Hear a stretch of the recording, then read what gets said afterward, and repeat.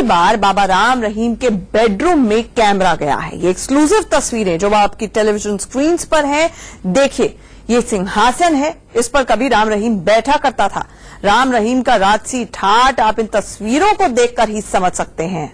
आज बलात्कार के आरोप में दोषी ठहराए जाने के बाद जेल की काल कोठरी में बंद राम रहीम कभी राजा महाराजा की तरह बैठा करता था। हरियाणा के अंबाला में मौजूद उसके आश्रम के अंदर की तस्वीरें सिर्फ और सिर्फ इंडिया न्यूज के पास हैं। देखिए, सिंहासन पर कभी बाबा रहीम सोता भी था, आराम करता था। बेडरूम में मौजूद एक दूसरे सिंहासन पर वो बैठा करता था, अपने जयकारे लगवाता था। ये कार अब देखने जा रहे हैं आप,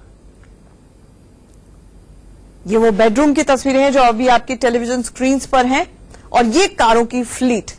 देश में गिनती के लोगों के पास इतनी महंगी कारें हैं। लैंड रोवर की ऐसी पूरी फ्लीट राम रहीम के पास थी, जिसे वो हमेशा ढक कर रखता था।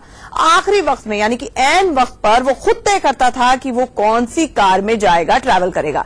देश के कई आश्रमों में उसकी ऐसी ही कारें मौजूद हैं। ये एक्सक्लूसिव तस्वीरें जो अब इंडिया न्यूज पर देख रहे हैं वो बाबा राम रहीम के बेडरूम की हैं।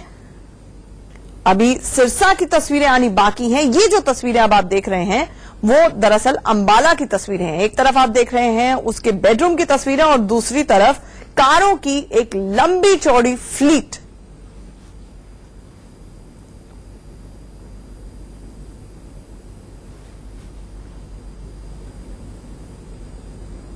चलिए अब आपको दूसरी तस्वीरें दिखाते हैं। ये भी बाबा राम रहीम के आश्रम की है। ये दूसरा आश्रम है। ये भी किसी 5 स्टार होटल की तरह ही लग्जरी होटल जैसा लगता है। बाबा के बैठने के लिए यहां भी सिंहासन और सोफों की कतारें हैं, लग्जरी बेड है। कल तक धन का चोला ओढ़े राम रहीम के आश्रमों में अब एक एक करके पुलिस पहुंच रही है। आप देख सकते हैं कि किस तरह से पुलिस वाले पैर से राम रहीम के बेडरूम का दरवाजा तोड़ रहे हैं। ये आलीशान कुर्सियां जो अब आपकी टेलीविजन स्क्रीन पर हैं, ये भी राम रहीम के आश्रम की तस्वीरें हैं।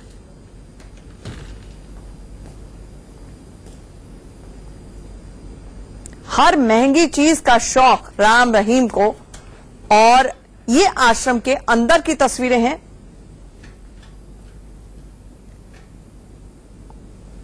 और एक एक करके आप देख रहे हैं किस तरह से पुलिस हर उस आश्रम में दस्तक दे रही है जो राम रहीम का ठिकाना था, और नई नई बातें खुलकर सामने आ रही हैं, परतें खुल रही हैं उसके साम्राज्य से कि आखिरकार बंद दरवाजे के पीछे क्या कुछ होता था। अब वो धीरे धीरे जनता के सामने आना शुरू हो गया है।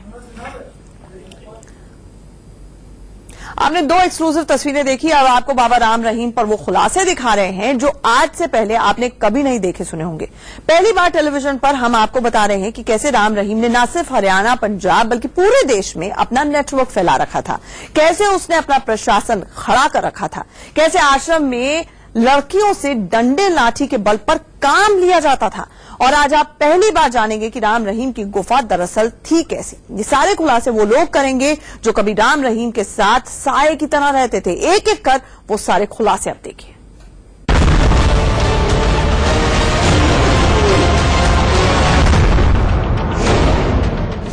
पहली बार टेलीविजन पर राम रहीम यानी बलात्कारी बाबा का वो सच सुनिए जो अब तक आपने नहीं सुना।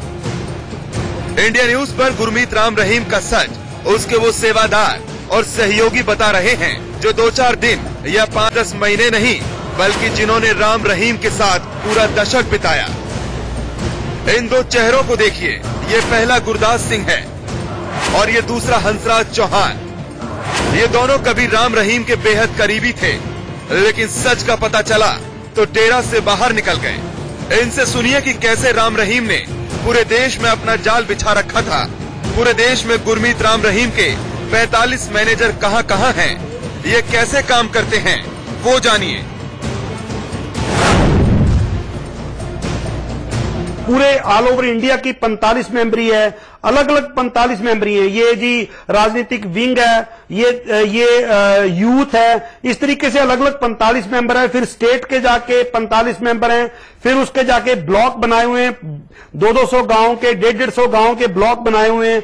ब्लॉक के ऊपर हर गांव का एक भंगीदास है, एक एरिया का एक भंगीदास है। अगर बड़ा गांव है तो 2 भंगीदास। भंगीदास वो होता है जो इनकी नाम चर्चा करता है, लोगों को बुला के इकट्ठा करके गुरमीत राम रहीम का संदेश देने का काम करता है। और ये 45 मेंबर और इस तरीके का कोई भी काम अगर किसी को कोई बोलता है तो उसको मरवाने का, धमकी देने का, जैसे आपने कई बार देखा होगा न्यूज चैनल वालों के ऑफिस में ये 45 मेंबर के आदमी चले जाते हैं। सो इस तरीके का कोई भी काम होता है ये 45 मेंबर करते हैं और वो अपने द्वारा, उसके बाद में 7 मेंबर आते हैं, फिर भंगीदास आते हैं। ये नीचे का एक स्ट्रक्चर बना हुआ है जी। सुना आपने, सिरसा में राम रहीम बैठता था और पूरे देश में उसके मैनेजर गुर्गे की तरह काम करते थे। पूर्व सेवादार गुरदास सिंह के मुताबिक गांव का इंचार्ज, जिसे भंगीदास कहते हैं, उसका काम दंगा फसाद और मारपीट करना था। वो एक तरह से पेड़ लठैत होता था। ऐसा भंगीदास बड़े बड़े गांव में होता था। अगर किसी को कोई बोलता है तो उसको मरवाने का, धमकी देने का, जैसे आपने कई बार देखा होगा न्यूज चैनल वालों के ऑफिस में ये 45 मेंबर के आदमी चले जाते हैं। सो इस तरीके का कोई भी काम होता है ये 45 मेंबर करते हैं। आपने ये तो जाना कि कैसे गुरमीत सिंह ने पूरा संगठन खड़ा कर रखा था। अब समझिए उसके हेडक्वार्टर में कौन कौन लोग क्या करते थे, कितने पावरफुल थे। गुरमीत राम रहीम, फिर अलग अलग फील्ड के अलग अलग लोग हैं, जैसे दीवाना, दर्शन प्रधान ये जमीन का कार्य देखता है, दीवाना जो भी संगत आए उसको देखता है, और उसके बाद में मोहन सिंह ये उनको समझाने का काम करता है लोगों को। इस तरीके से क्या नाम लेते हैं, राकेश है, जितने भी बिलिंग होती है ये राकेश देखता है किसी भी तरीके की, और विपासना है ये सभी की ड्यूटी लगाती है एडमिनिस्ट्रेटिव ब्लॉक में बैठ के। मतलब राम रहीम ने पूरा कुनवा खड़ा कर रखा था और एक तरह से धर्म के नाम पर पूरे देश में संगठित लूट चल रही थी। Bureau report, India news. पूरे देश में फैले बाबा का प्रशासन देखा आपने। अब आपको दिखाते हैं कि राम रहीम के आश्रम में लड़कियों से कैसे काम लिया जाता था।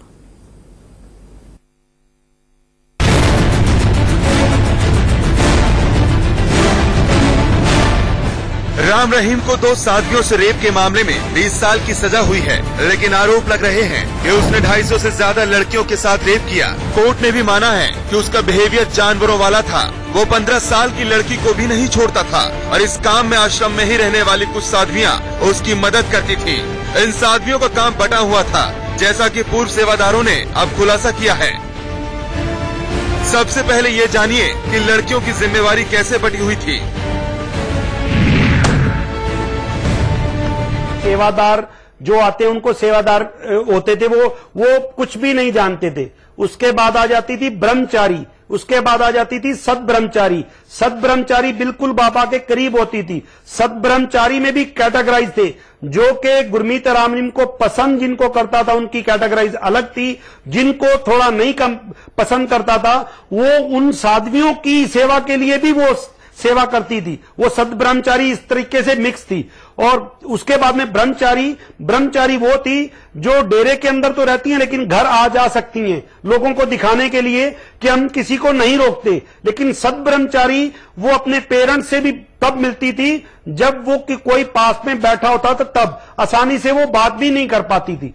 ये अलग अलग कैटेगराइज थी जी। आश्रम में रहने वाली हर लड़की की फाइनल लिस्ट राम रहीम के पास होती थी। सीबीआई की चार्जशीट में भी इस बात का जिक्र है कि करीब 128 लड़कियों के बारे में पता चला जो तय समय में आश्रम में थीं। बाद के दिनों में डेरा सच्चा सौदा की तरफ से आश्रम में आने वाली लड़कियों से स्टाम्प पेपर पर हलफनामा लिया जाता था। देखिए उस हलफनामे की एक्सक्लूसिव कॉपी इंडिया न्यूज के पास है। इसमें क्या लिखा है वो देखिए। सबसे पहले पहला कॉलम पढ़िए। मैं दरबार डेरा सच्चा सौदा की ओर से मानवता की सेवा के प्रति चलाई गई मुहिम में अपने आप को पूरी खुशी के साथ अपनी मर्जी से समर्पित करती हूँ। ध्यान दीजिएगा, एक लड़की से ये लिखवाया जा रहा है कि वो अपनी मर्जी से खुद को खुशी से समर्पित करती है। अब जरा इस एफिडेविट के ऊपर देखिए, यहाँ स्टाम्प लगा है, उसके नीचे लिखा है कि हल्फिया बयान मतलब हलफनामा। अब इस बयान का तीसरा कॉलम पढ़िए। इसमें क्या लिखा है? इसमें लिखा है कि किसी भी सेवा के दौरान किसी भी हादसे में अगर मेरी मौत भी हो जाती है तो उसकी जिम्मेवार मैं खुद रहूंगी। तो चोर की दाढ़ी में तिनका, हलफनामा पहले ले लिया और उसके बाद कुकर्म किए बाबा राम रहीम ने। एक छोटा